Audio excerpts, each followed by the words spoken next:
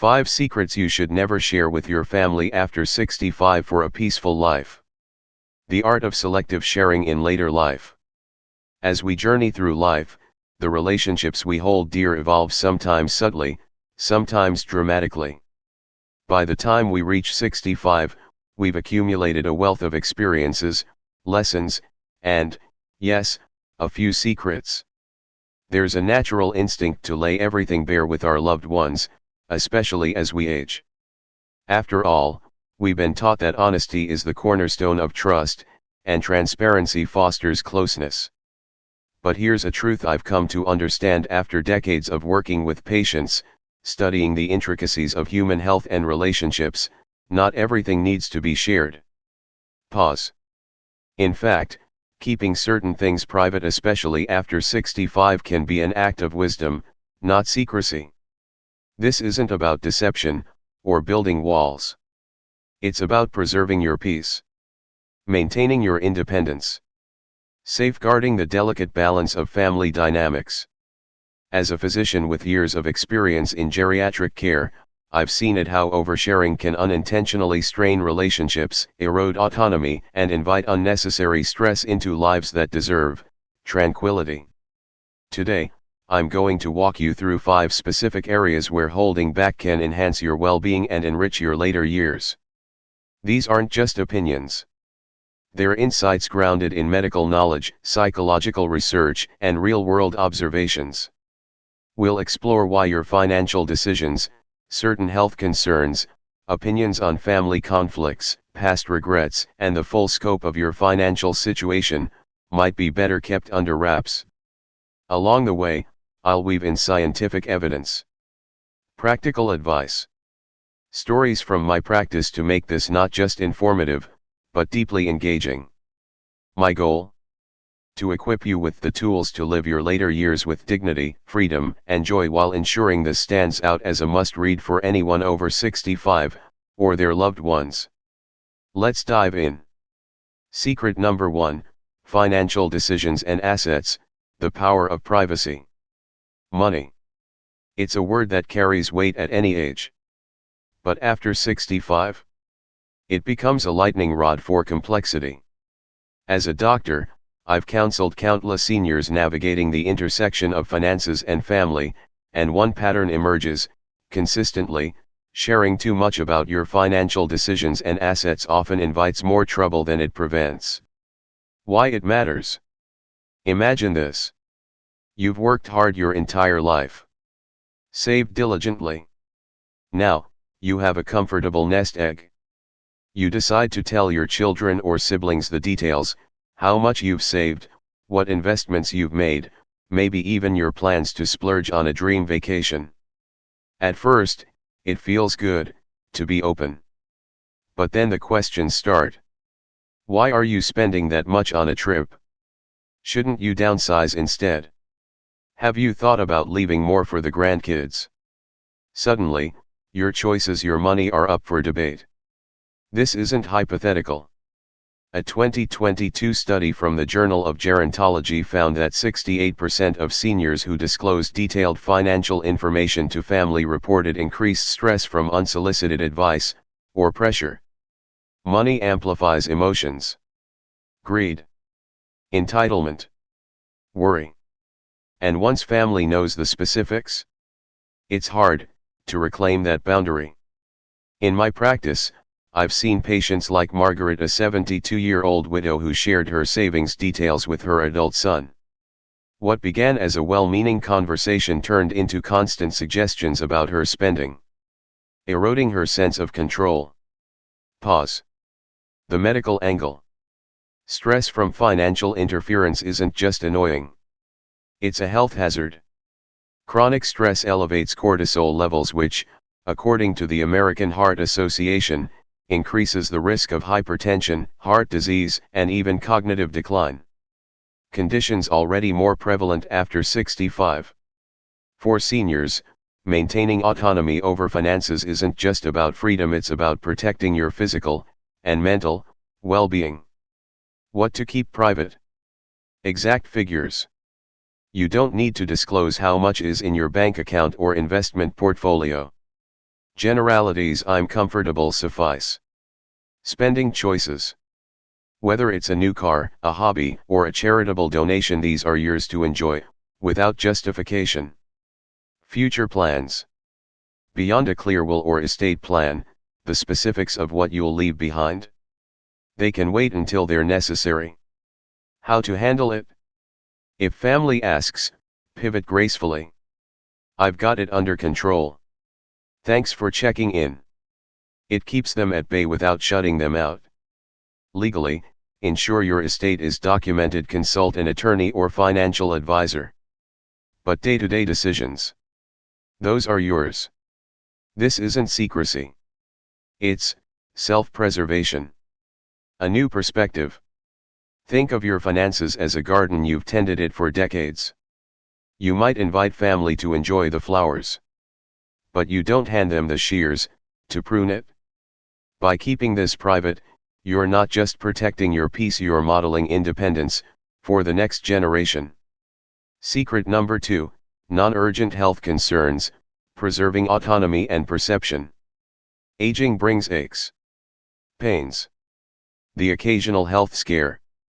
It's part of the human experience. As a doctor, I encourage my patients to stay proactive about their health.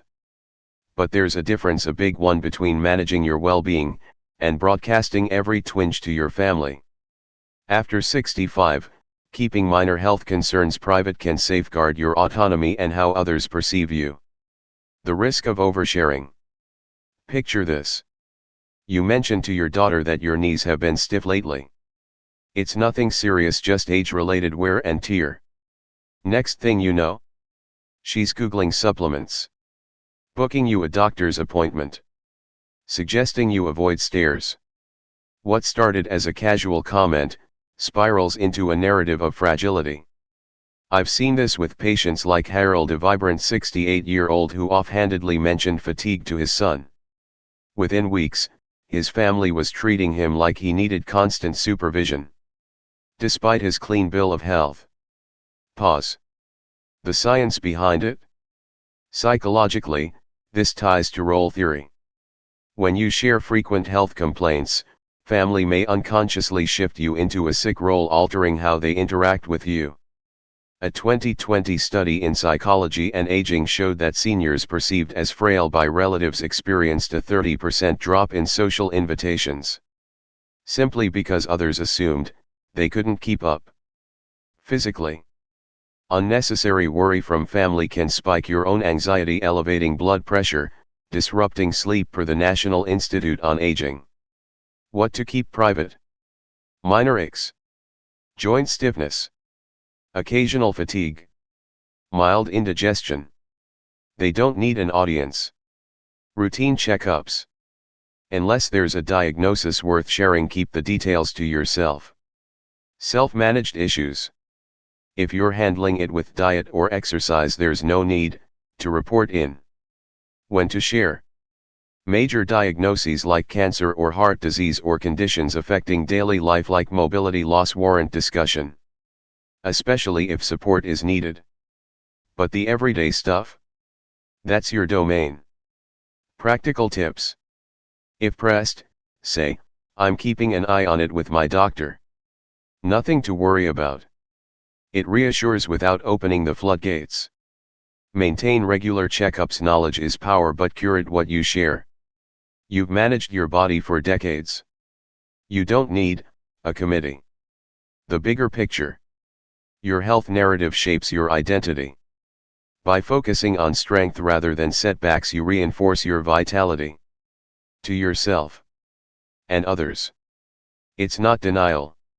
It's empowerment. Secret number 3, true thoughts on family conflicts, the wisdom of neutrality. Family conflicts? They're as old as families themselves. By 65, you've likely seen it all. Siblings squabbling over inheritances. Children clashing with in-laws. Cousins nursing decades-old grudges. As a doctor, I've observed how these dynamics affect mental health, and one truth stands out: voicing your unfiltered opinions on these disputes. It rarely helps. And often, Backfires. Why it's a minefield. Consider this. Your daughter vents about her husband's laziness. You agree he's always been unreliable. It feels cathartic. Until she reconciles with him. And now, you're the villain who judged him. I've counseled patients like Susan, a 70-year-old who tried mediating her son's feud over a business. Her honest take, "You're both being stubborn," left her estranged from one son, 4 years. Pause. The emotional toll. Conflict involvement raises stress hormones like adrenaline per the American Psychological Association. For seniors, this can exacerbate conditions like insomnia, or arthritis flare UPS. Plus, family tends to remember your words long after the fight fades, straining bonds, unnecessarily. What to keep private? Judgments. Opinions on who's right or wrong in a dispute. Critiques. Thoughts on parenting styles. Spouses. Life choices. Predictions. Speculating how it'll end, they'll never change. How to navigate it? Practice selective silence. Phrases like "I hope it works out" or "you'll figure it out" keep you neutral without dismissing their feelings. If pushed, deflect. I've learned it's best not to get in the middle. You're not avoiding. You're prioritizing peace. A fresh lens. Think of yourself as a lighthouse, not a referee. You can guide without diving into the storm. This preserves your emotional energy. Keeps relationships intact. Letting family sort their own paths. Secret number 4, regrets about the past, protecting present joy. Reflection. It's a gift of aging. After 65, it's natural to look back. Career choices. Parenting moments. Roads not taken. But sharing these regrets with family. It can cast shadows, where light should shine. The pitfall. Say you muse aloud, "I wish I'd spent less time working and more with you kids." To you, it's introspection. To your children, it's guilt. Was I not enough? I've seen this with patients like Robert, a 67-year-old who told his wife he regretted not pursuing art. She spent months feeling like their life together was a compromise. Despite his assurances. Pause. The psychological impact. Regret sharing can trigger counterfactual thinking in listeners per Emotion Review. They imagine alternate realities where they failed you. This breeds unease. For you. Dwelling aloud risks rumination linked to depression in seniors, according to the Lancet Psychiatry. What to keep private? Parenting regrets. Wishing you'd done more or less. Life paths, unfulfilled dreams or what ifs. Relationships. Past loves or faded friendships. How to process it? Journaling. Or therapy. They can help you unpack regrets privately. If family asks about your past, focus on positives. "I'm proud of what we built." It's honest without burdening them. Reframing the narrative. Your past shaped you. It's a tapestry, not a list of mistakes. By keeping regrets internal, you free your family to see your strength, not your sorrows. Enhancing your shared present. Secret number 5, the full extent of your financial situation, control and connection. We've touched on financial decisions. But the broader picture, your total financial situation, deserves its own spotlight. After 65, revealing too much can shift family dynamics in ways you can't undo. The stakes. If you disclose a hefty savings, you might face entitlement or requests for help. Share struggles. You risk overbearing concern or judgment. I've treated patients like Clara, a 69-year-old who told her nephew she was set for life. Soon, he was asking for loans, assuming she wouldn't miss it. Pause. The health connection. Financial stress, whether from pressure to give or fend off advice, impacts sleep. Immunity. Per Health Psychology. Maintaining control here? It's a health strategy, not just a personal one. What to keep private? Net worth. Exact savings or debts. Struggles. Temporary cash flow issues you're handling. Inheritance details. Beyond a will, specifics can wait. Smart sharing. Work with a trusted advisor to secure your plans. If family probes, say I've got everything sorted. Don't worry. It's enough without overexposure. The takeaway. Your financial story? It's yours to steward. Privacy here ensures relationships stay rooted in love, not ledger lines. Preserving your dignity, and theirs. Final thoughts, the beauty of boundaries. As we wrap up, reflect on this. Keeping these 5 secrets isn't about distance. It's about discernment. After 65, you've earned the right to curate your narrative. Protect your peace. Nurture relationships on your terms. From financial autonomy to emotional tranquility, these choices safeguard your health. Mental, physical, relational. In my years as a doctor, I've learned wisdom often lies in what we don't say. You've lived long enough to know what matters. Your independence. Your joy. Your legacy. So, hold these secrets close, not out of fear, but out of love. For yourself. And those you cherish. What's one insight you'll take forward? Share it below. I'd love to hear from you. Here's to a peaceful, vibrant life, after 65.